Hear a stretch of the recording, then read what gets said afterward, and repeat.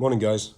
I'm going to give you 3 simple tips today that I use personally to get hold of prize G-Shocks. I call them prize, I mean high value or more desirable, rare, collectible G-Shocks. I hope you find this useful. I also want to say I'd really appreciate if you can just take 3 seconds to like and subscribe. I really enjoy doing this process of making these videos, and it'd be great if you can indicate you do too. So yes, now onto the video. Actually, first things first, I just wanted to say I'm doing a juice cleanse today. Not my idea, my wife's idea. Should be interesting. Let's see how it goes. Anyway, so yes, I've been collecting G-Shocks for, sorry, I haven't been collecting G-Shocks. I've been using G-Shocks for 25 plus years now. I don't class myself as a collector specifically. I've always only bought G-Shocks to date simply because I wear watches hard. I've had a history of watches that I use being damaged and destroyed because of activities I do, outdoor activities, putting them in kind of stressful situations. And it came clear when I was quite young that G-Shocks are probably the only watches that can put up with that kind of abuse. So yes, just a side note, I've never actually broken a G-Shock to date. I can't even remember anything even going wrong with a small component at all. So that's a pretty good track record for Casio and the G-Shock. Anyway, so I happen to own a few what I would personally term, this is all personal, as prize G-Shocks. I've got this GA 2100, the triple black. I've got this GWG 1000 with the desert camouflage strap.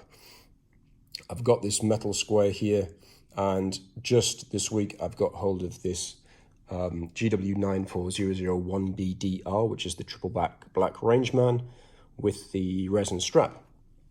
Now, I've got to say, a lot of people would look at these 4 watches and think you've spent a lot of money on this.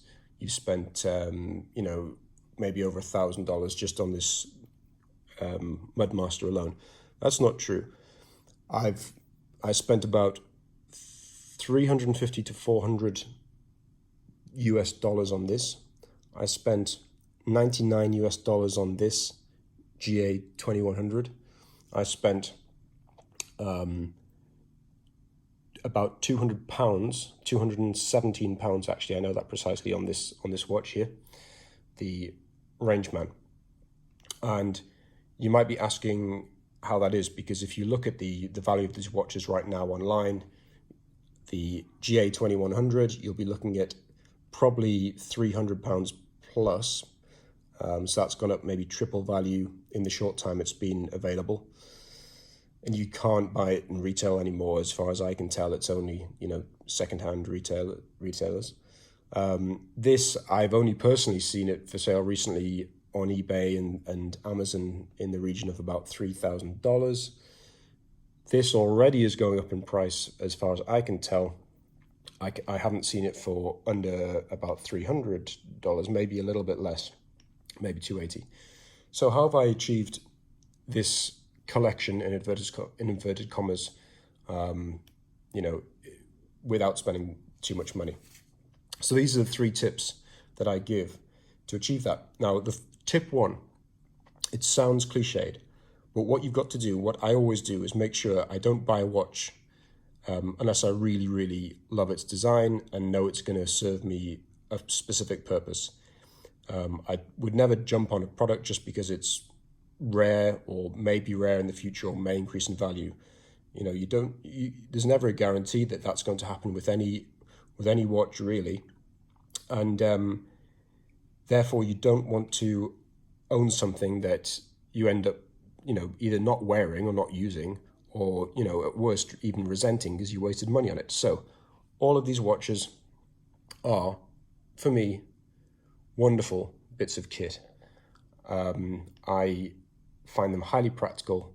I love the look of them, and even just sitting down over a coffee and messing around with them gives me pleasure. So yeah, I would never resent owning these. And, it just so happens that at the moment they are probably worth a bit more money than I paid for them, but that isn't the primary purpose of why I have them. The second tip, I really strongly recommend that you develop a relationship with your local GShock suppliers. So they obviously know when there's going to be new deliveries coming in. Maybe they have a timeline of when they're expecting new things in. You can drop them a quick note, say, look, I'm looking for the new white NASA square. Could you let me know when it's available?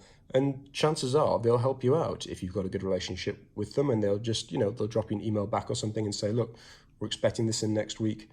Come and check it out. So I think if you don't spend that time to develop that kind of relationship, you're always going to relying on just happenstance, walking into the store or going online at the right time, and generally you'll have missed the boat. You'll see on the GShock website itself, on the rare occasion that watches do go up that are rare, they sell out very quickly. I can't remember the last time that I saw a really desirable GShock, in my opinion, that I can just buy online at the GShock website. So yeah, that's step two. Get those retailers on your side, and just a friendly drop in, meet them, share your name, share your email, and say, let me know if anything interesting is coming along.